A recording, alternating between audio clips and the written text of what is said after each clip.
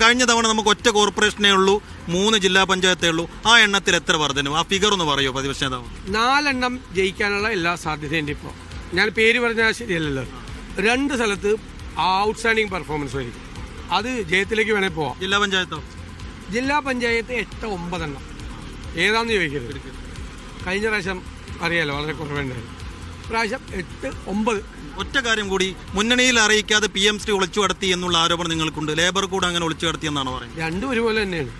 ഇതൊക്കെ നേരെ പോയി മുഖ്യമന്ത്രി പ്രധാനമന്ത്രിയെ കാണുന്നു, അമിത്ഷായെ കാണുന്നു, ഉടനെ PMC ഒപ്പിട്ട് കൊടുക്കുന്നു. ഇവിടെ ക്യാബിനറ്റ് മാറ്റിവെച്ചിരുന്ന വിഷയമാണ്.